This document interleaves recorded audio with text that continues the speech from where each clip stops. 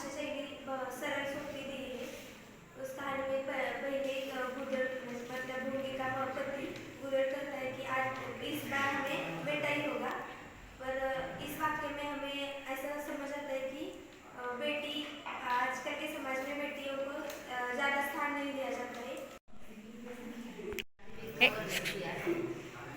इस कहानी में जाति भेद का वर्णन किया है। आजकल भी और पुराने काल में भी स्त्रियों को बहुत दर्जा नहीं दिया जाता। बेटी बचाओ बेटी पढ़ाओ सिर्फ लिखे कहा जाता है, पर वास्तव में नहीं आया जाता।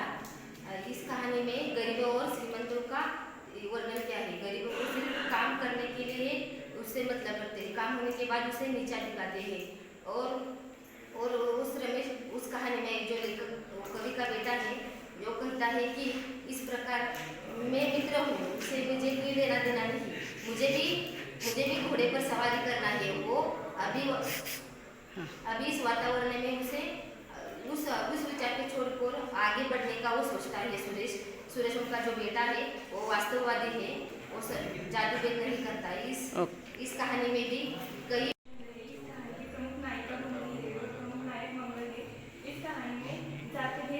दिखाई देता है। महेश नाथ बाबू के यहाँ चौथी बार लड़का पैदा होने वाला था, तो उस बेटे को भूंगी दूध पिलाती है। एक साल दूध पिलाती है, तो एक साल के बाद गाँव के लोगों ने उस पर आपत्ति उठाने के कारण भूंगी को आज भी हमारे समाज में हमारे समाज में आज भी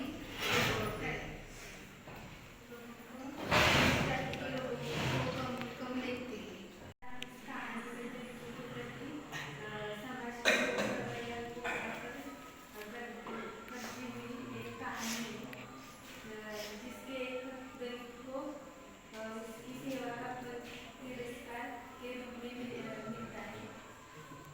ओके। दूध का दाम इस कहानी पर हम चर्चा करने वाले हैं।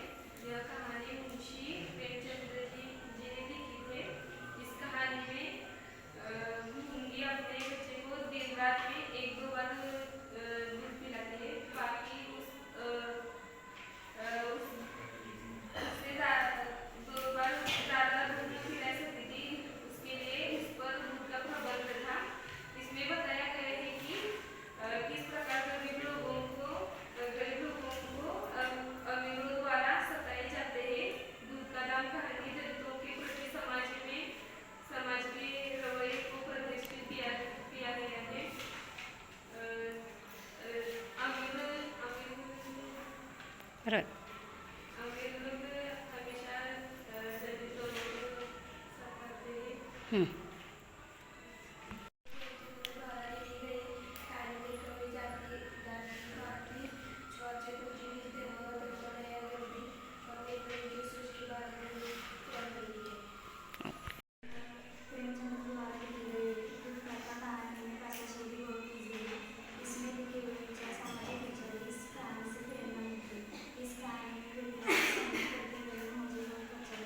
ओके।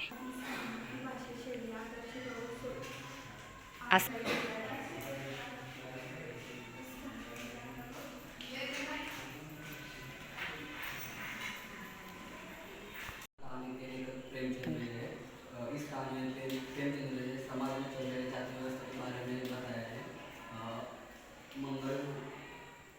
मंगल नामक बालक की भूमिका उन्होंने इस कहानी में पुस्तक है। मंगल नीचे जाति के होने के कारण उसे जो परिश्रम करना पड़ रहा है। दूध का दाम इस कहानी से हमें एक सीख मिलती है कि मजबूरी थे। इस कहानी की प्रमुख नायिका भूंगी है। जमींदार के यहाँ चौथी बार लड़का पैदा होने वाला था और भूंगी के यहाँ भी लड़का पैदा होने वाला था।